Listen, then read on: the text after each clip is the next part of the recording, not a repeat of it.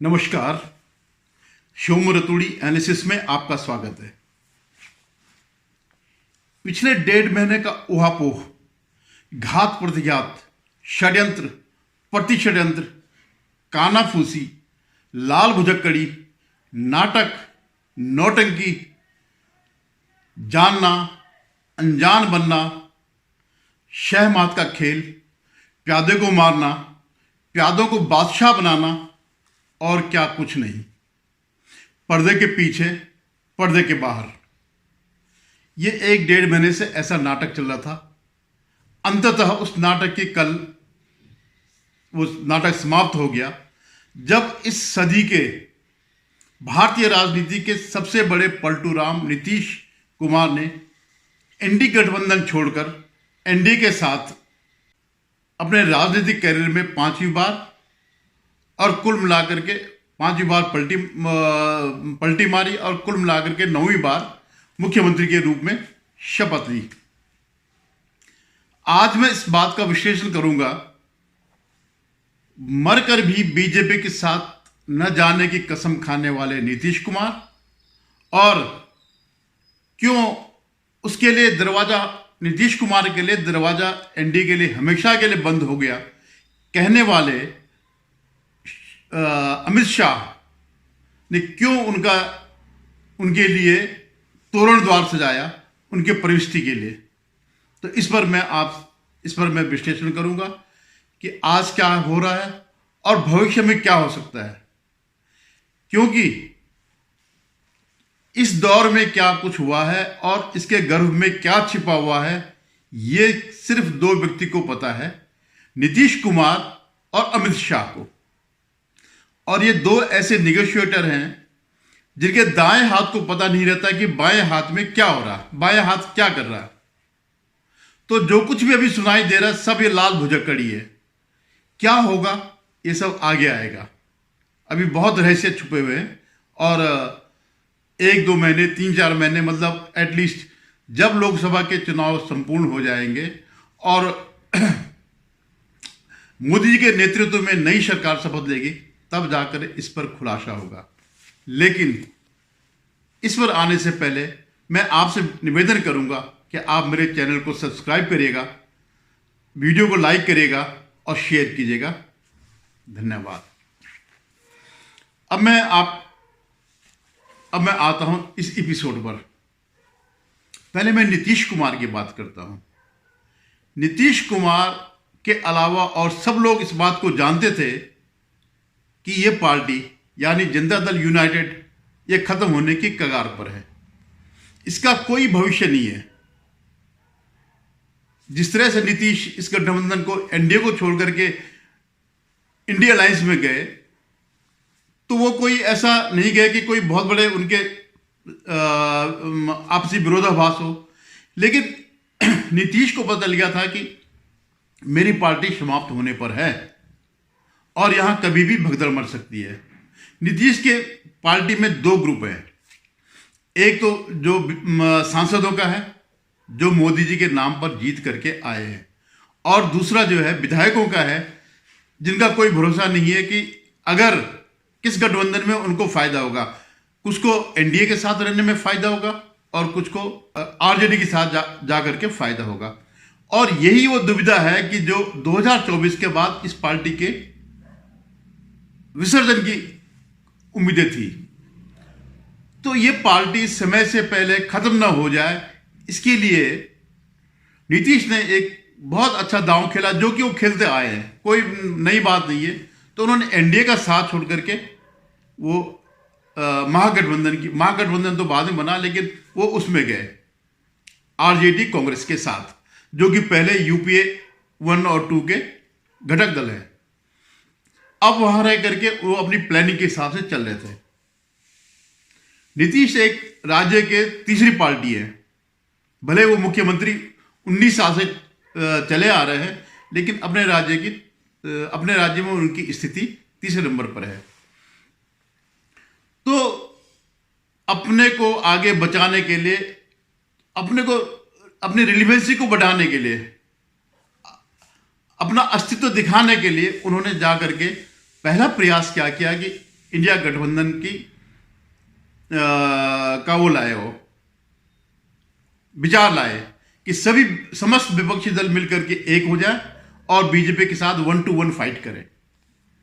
यहां से उनको पूरी उम्मीद थी कि वे अपनी पार्टी को बचा सकेंगे, क्योंकि वो एक क्षेत्रीय नेता से उभर करके एक राष्ट्रीय परिदृश्य पर आ जाएंगे, जहां देश के बड़े बड़े विपक्षी नेता, इसमें से ममता बनर्जी जैसी मुख्यमंत्री, या अरविंद केजरीवाल, या पुराने चावल जो शरद पवार, या नए नए मुल्ले उद्धव ठाकरे, इस ढंग से कई लोग मिलकर के एक सशक्त विकल्प बनाएंगे। ये नीतीश को भी पता है और इस गठबंधन जो इंडी अलायंस है उनको भी पता है कि 2024 में मोदी जी ही जीतेंगे। और पहला जो मीटिंग हुई वो पटना में ही हुई और नीतीश के संयोजन से हुई, नीतीश के सहयोग से हुई। तो स्वाभाविक रूप से जो आदमी इतने साल 30-40 साल से राजनीति में रिलीवेंट हो और 19 साल से मुख्यमंत्री हो, 18-19 तक 18 साल रहे होंगे, तो उनको यह उम्मीद थी कि इस जो होने वाला गठबंधन है जिसमें सब लोग आ रहे हैं और पटना में जो आए तो उनका नाम संयोजक के रूप में और भावी प्रधानमंत्री के रूप में प्रस्तावित करेंगे। क्योंकि 2014 में भी एक ऐसी स्थिति बनी थी बीजेपी के खिलाफ, मोदी जी के खिलाफ, तो उस समय भी इनको लगा कि मैं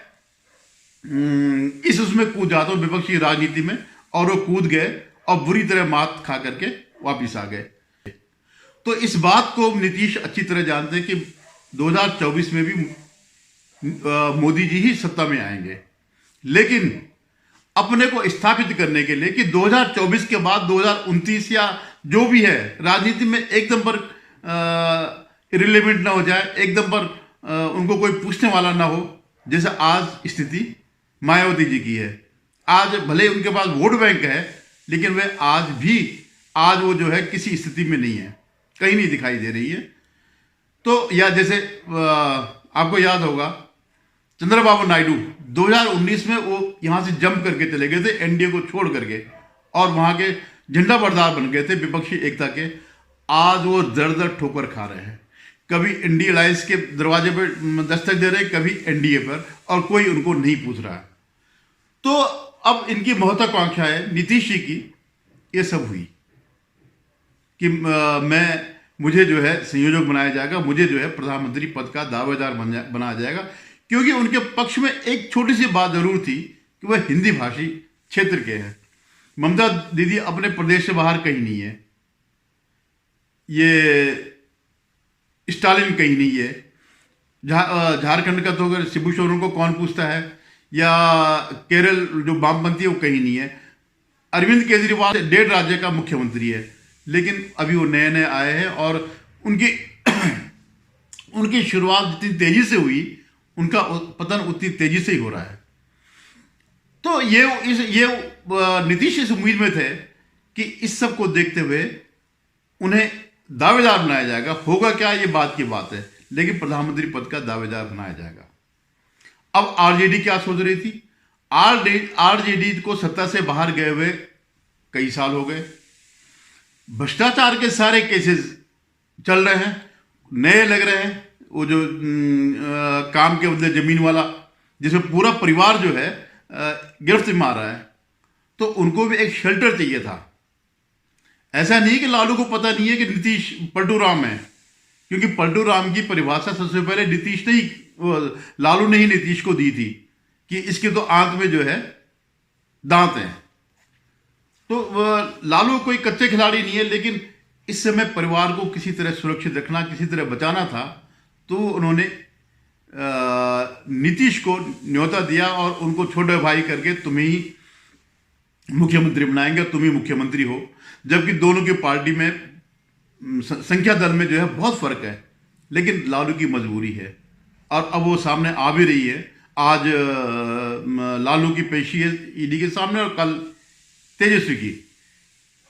तो इन चीजों से बचने के लिए, अन्यथा वो जानते हैं कि जेडीयू खत्म होने पर है, लेकिन फिलहाल जितना भी समय मिल सके 2024 तक जब तक ये सत्ता बनी रहती उनको संरक्षण मिलता रहेगा, तो उन्होंने भी इनको कर दिया। लेकिन लालू की जो वो थी आस्था, वो नीतीश के प्रति नहीं थी, और स्वाभाविक रूप से नहीं होनी थी, क्योंकि नीतीश ने ही उनको राजनीति से बेदखल कर दिया था।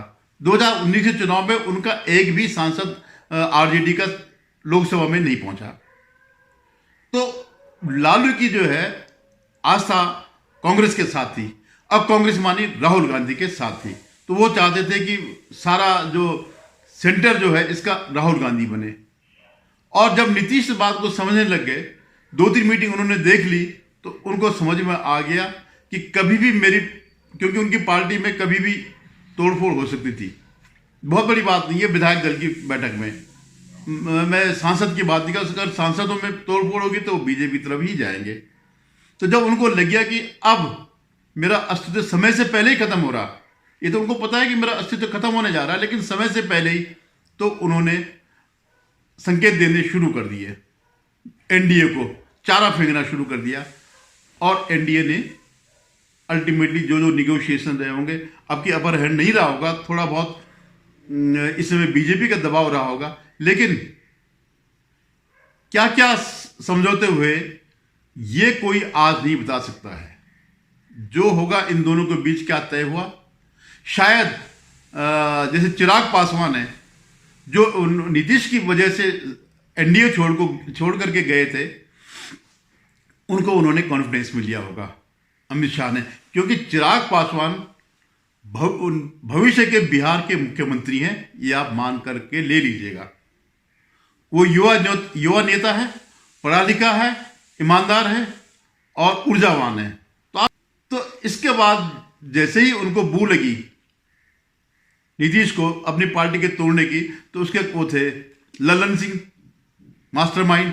तो सबसे पहले उन्होंने ललन सिंह को जो है मक्खी की तरह उठा के फेंका, बाहर निकाला, और उसके बाद फिर जो है ये सारी वार्ताएं, तिकड़े में चाल, शर्तें, ये सब चीजें शुरू हो गई, और अंततः इसकी परिणति ये हुई।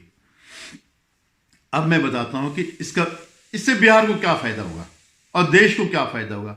एक तो बिहार जंगल राज से मुक्त हो जाएगा, क्योंकि नीतीश का इतने कम एमएलए होने पर जो है इतना प्रभाव नहीं रह गया था प्रशासन में।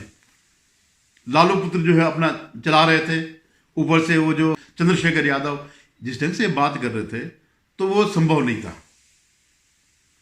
तो जंगल राज से अगर आपने देखा होगा इन 1.5 साल में 2 चीजें बहुत तेजी से हुई, जंगल राज बिहार में और एंटी हिंदू।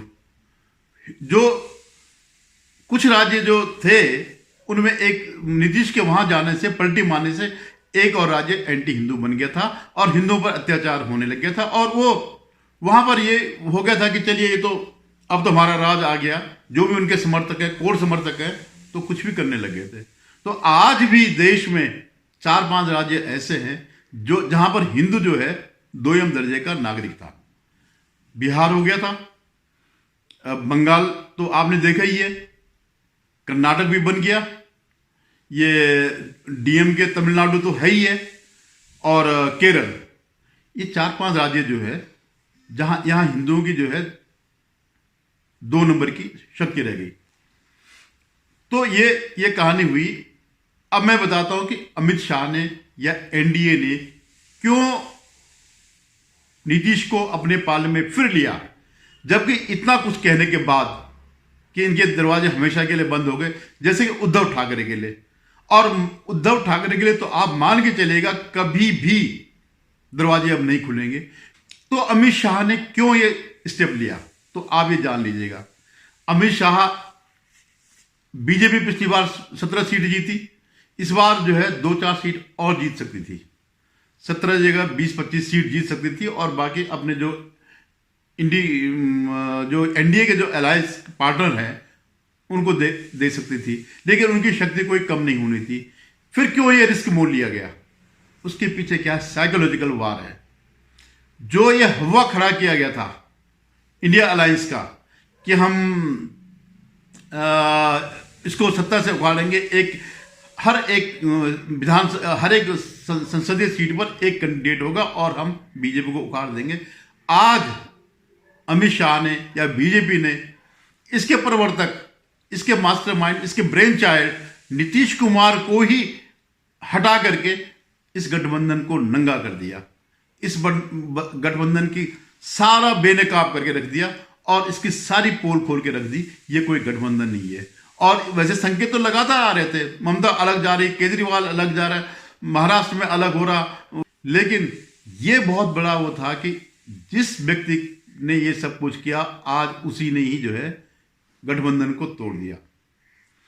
अब मैं एक बात और आपको बताता हूं कि जो इंडिया गठबंधन है, इसमें बिखराव क्यों आ रहा, इसके पीछे सिर्फ एक कारण है, राहुल गांधी। कांग्रेस चाहती किसी भी तरह राहुल गांधी को विपक्ष का केंद्र बनाया जाए और जितने भी छत्रप है वो जानते हैं कि उसका लिमिटेशन कितना है। राहुल गांधी जब तक नेतृत्व में रहेगा, जब तक फ्रंट उसमें रहेगा, तब तक कोई भी गठबंधन होगा उसका डूबना निश्चित है, क्योंकि राहुल गांधी के अंदर जीरो काबिलियत है। और यही बात ममता भी कहती है, यही बात अरविंद केजरीवाल भी कहते हैं, यही बात दबे छुपे नीतीश भी कहते हैं, जितने भी लोग हैं स्टालिन को छोड़ करके सब यही बात कहते हैं। तो अभी आप देखिएगा कि जो आने से पहले चुनाव की वैसे तो चुनाव तो आ ही गए ऑलमोस्ट, अभी इनका सीट बंटवारे का तो कहीं दूर दूर तक वो नहीं है और ये लड़ेंगे। लेकिन तब तक आप देखिएगा ऑफिशियली जो है ये जो इंडी गठबंधन है इसका विसर्जन हो जाएगा। इसके ताबूत पे सारे कीले जो है अभी नीतीश ने ठोक दी, एक ममता ने ठोक दी, केजरीवाल ने ठोक दी, बाकी भी एक एक करके ठोकेंगे। और उसके पीछे सिर्फ कांग्रेस की महत्वाकांक्षा है अब इनके वोट बैंक को अपने साथ लाने की। और जो ये यात्रा हो रही है, ये कोई हिंदुओं के लिए नहीं हो रही है, सिर्फ मुस्लिम वोट बैंक को जो है रिझाने के लिए सारी ये यात्राएं हो रही है। और इस बात को ये सारे गठबंधन वाले समझ रहे हैं। धन्यवाद। अगर आपको मेरा वीडियो पसंद आए तो लाइक कीजिएगा। फिर एक बार और मेरी आपसे प्रार्थना है कि मेरे चैनल को सब्सक्राइब करें।